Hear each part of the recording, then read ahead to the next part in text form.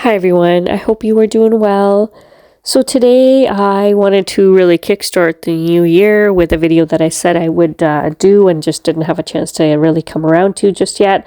But I think this is going to be helpful for those that are going through a Kundalini awakening journey, simply because when Kundalini is rising through your chakra system, it can bring up a lot of the old blockages, traumas, unresolved, emotions that can really surface for healing. Now, this video is going to be really helpful if you are somebody that is experiencing all sorts of symptoms that you can't really make sense of. You've possibly tried to go to the doctor, you've gone through testing and nothing's really coming up and the symptoms are still there. You want to cure whatever you're going through, but you're having difficulty. So really, I think the key thing to understand here is whatever you are going through, it is really meant to surface so that you can find a way to transmute it, heal it, transform it along your journey. And sometimes if you don't really know what it is that you're dealing with, it's hard to really alchemize that, right? So in this video, I do want to preface by saying that while I'm going to go through each chakra and kind of let you know the organs that you're dealing with based on the chakras, I'll mention some common sicknesses and illnesses that may come up.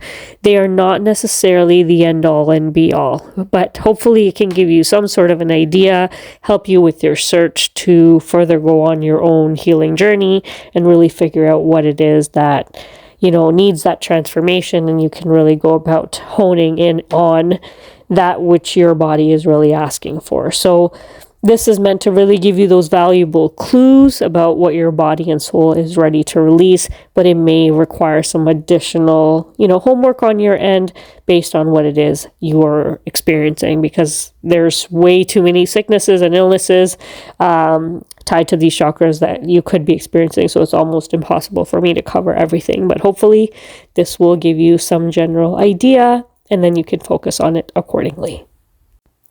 Now, first up, we have your root chakra. If you are experiencing any sort of symptoms related to your root chakra, what this might be looking like for you is there is some form of fear that needs to be released. It has to do with some instability in some, area of your life.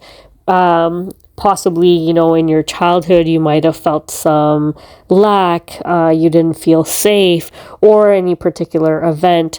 And this doesn't, with Kundalini rising, you have to always remember that it may not be all yours. This may come from a pattern within your family line, and really you're the one that's kind of releasing it. So if you're having difficulty even associating yourself with what it is you're experiencing, that's okay. You can still generally use some practices to help you with your root chakra. It's just a matter of really recognizing what it is that you're experiencing so that you can, focus on the healing accordingly. But just know if there's no major traumatic, event associated with what it is that I'm describing here, that's okay. It may just be it's something that the women in your family have experienced or the men in your family have experienced, and you're just the one releasing it. So that's always important to kind of know.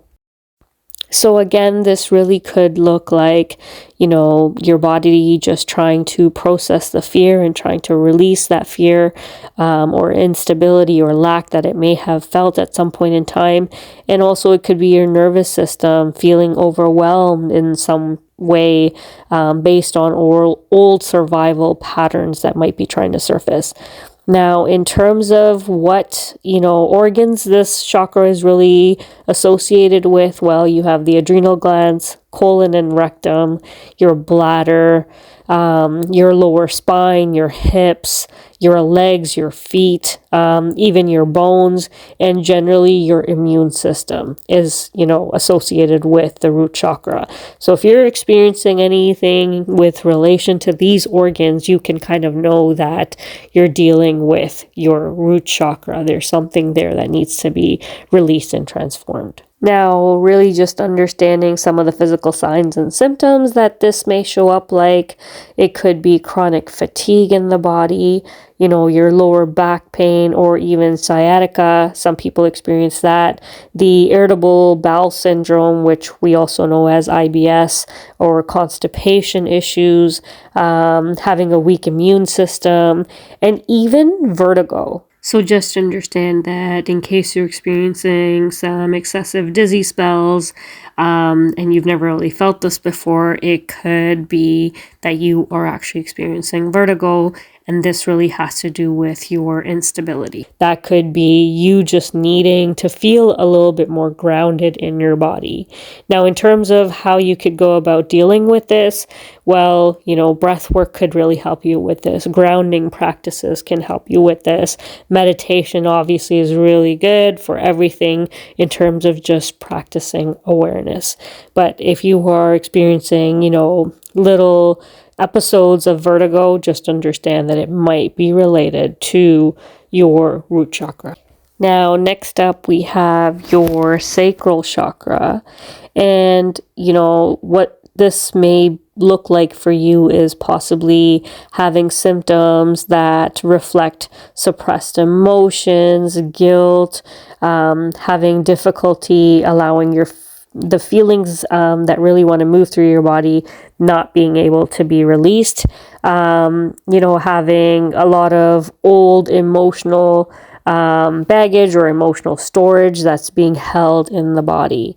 And so if you're experiencing that, then you could be dealing with needing to heal the sacral chakra. The organs associated with this chakra are your reproductive organs, kidneys, your bladder, your pelvic area, and your lymphatic system. So this is something to really pay attention to. And then also physical, symptoms, this could look like hormonal imbalance, reproductive issues, your tension in your kidney, your bladder, menstrual irregularities, and even possibly emotional numbness or feeling overwhelmed as well. So generally, this is something to pay attention to if you're having any of these symptoms and you kind of know that you are possibly dealing with your sacral chakra. Now, one of the best ways to truly and really just heal, the symptoms and whatever illnesses you might be experiencing in relation to this chakra is allowing the emotions that are blocked up in your body to really be released. So if you are feeling the urge to cry, really feeling that. If you feel the guilt, not shoving it away, but really spending some time to explore what that looks like for you, what it is about that situation. So meeting really whatever situation that you're holding on to with awareness and allowing those emotions that might be trapped in your body to really be released. Now, your chakra number 3 is your solar plexus. And this actually has a lot to do with, especially when you're going through the ego dissolution phases, as you're going through your awakening journey, this is going to be important because this particular chakra deals with your struggles around control, releasing that control, your own personal self-worth, feeling powerless. So when you are going through that, destabilization phase of the identity that you've built for yourself, this could really be a disruptor for you. So something to pay attention to, definitely. And the organs that are, tied to your solar plexus chakra are your stomach, your liver and gallbladder, your pancreas, digestive system, and your metabolism as well. Now, in terms of physical signs and symptoms that you may experience, you may get anything and everything from eating disorders, anxiety or control issues, diabetes related to it because, right, we've got the pancreas, ulcers, digestion issues. So all of that is related to this particular chakra.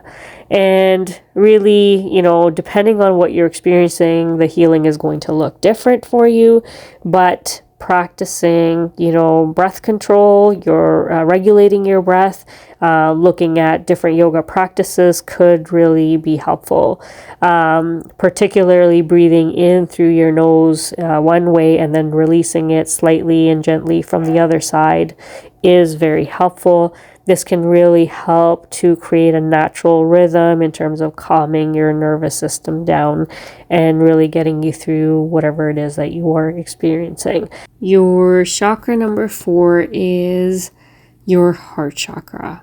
And if you are experiencing any issues in relation to your heart chakra, what this might look like for you is you'll have symptoms of grief, not being able to let go of emotional pain, wounding from the past, or long held sorrow that you've experienced but just never really dealt with.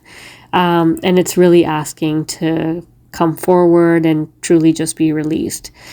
Now, if this is you, understand that, the grief really needs to be dissolved, and it is not weakness, but in order for you to integrate, to move forward with your journey, it is very, very important that this really be dealt with. Your heart chakra definitely needs some clear opening. It needs to be felt. You are moving towards unity, towards oneness, towards being able to love others, having compassion for others. And you can't quite do that, and you can't quite expand your heart and your capacity to love others if you yourself have been hurt in the past and you're still holding on to that. So very, very important that in order for you to increase your capacity to love, to have compassion and connection with others, that you truly, truly heal this for your own self.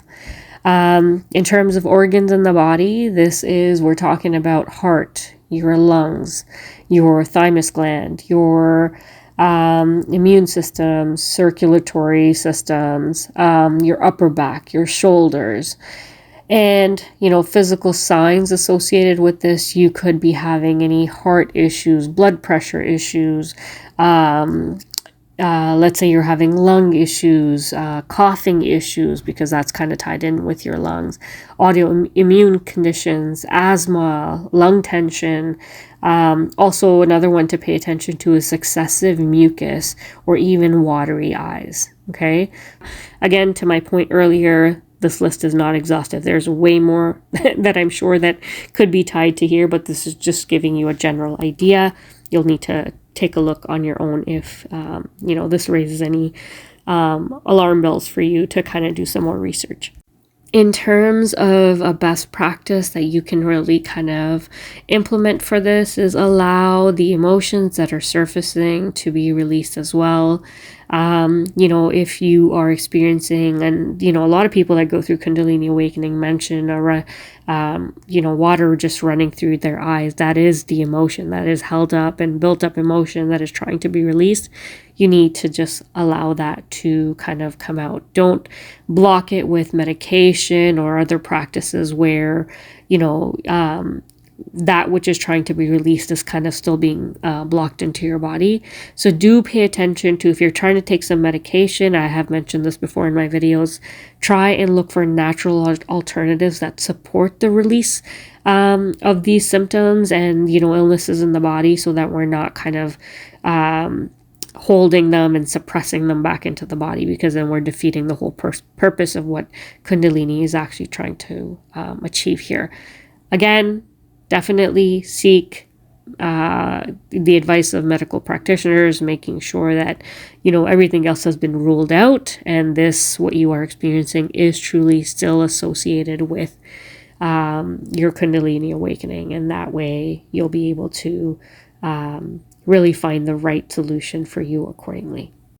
Now, chakra number 5, and probably the easiest to understand, is your throat chakra. And this has a lot to do with your creative expression, being able to speak your truth, being able to be authentic, having the opportunity to really be honest with others.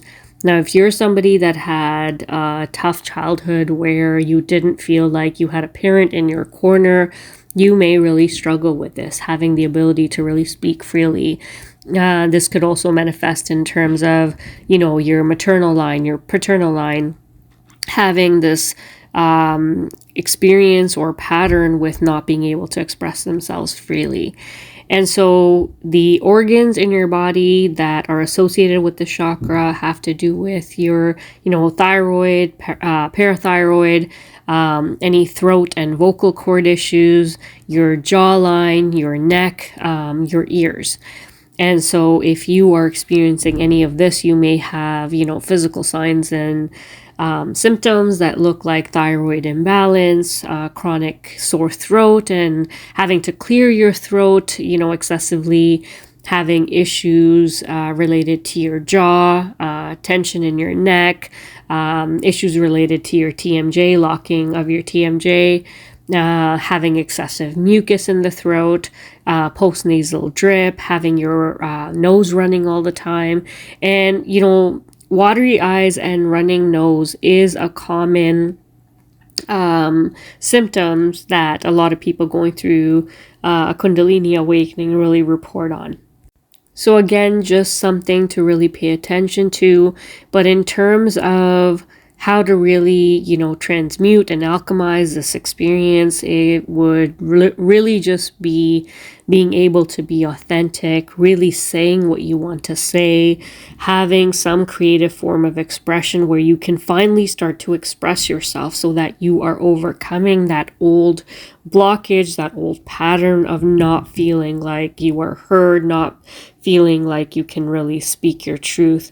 So this is something really to kind of, pay attention to, and then start really overcoming it by saying what you need to say, whatever you feel, just finding nice ways to really stand up for yourself, really saying what's in your heart and in your mind. This is not to say that you start hurting people's feelings, but really just finding a unique way to express yourself, not putting your own emotions and feelings on the back burner so that, you're keeping the peace in certain situations so that you're not creating any drama. You may feel that way, but really you holding back how you truly feel is hurting you in some way, and it's leading to a blocked throat chakra. So we want to make sure that as those opportunities come up, once you are on this awakening journey, you're really taking those and really moving into that authenticity and being able to say what you need to say. Now, next up, we have your third eye chakra, and, organs in your body that are linked to the third eye is your pituitary gland, your brain, your nervous system, your eyes, and your sinuses. Now, mostly people don't experience too much difficulty with this chakra. However, those that have experienced a Kundalini awakening suddenly may see this being more of a problem. And, the physical signs and symptoms of this really look like migraines, headaches, insomnia. So, having difficulty with your sleep, having, straining of the eyes, so vision strain, your sinuses congested, having watery eyes here as well, and vertigo. So if you experience Kundalini rising all the way up and then settling back down and things have not yet been integrated, vertigo could really be an issue for you because your body it hasn't really caught up to all the integration that needs to happen. And so all of a sudden you experience this overwhelm, this confusion that could lead to that vertigo as well. So you just want to make sure that you're not panicking through the process. Yes, it may take some time to go away, but just meeting it with the right practices is going to help you really get through this. Now, last but not least, you have your crown chakra, which is your seventh chakra. And this really deals with your pineal gland, your cerebral cortex, your central nervous system, and your physical signs and symptoms, can include, but is not limited to, depression, feeling disassociation with you and the world, your nervous system being very sensitive, your existential confusion, experiencing that. This is, again, has a lot to do with, as your ego starts to dissolve, you start to think about, what the heck am I doing here? What is my purpose? And really what you're meant to be doing, if you're experiencing any of these symptoms, is truly just your practicing your stillness, resting in awareness, and practicing your meditation. The more you do that, including, being out in nature, practicing your breath work, all of that really with this one will really help you as an overall experience, making it a more positive one as you really move through any of what you are experiencing, because that will really help shift your perspective, your perception, and then help you move, further along on your journey. Thank you so much for listening. I really hope this was helpful. God bless.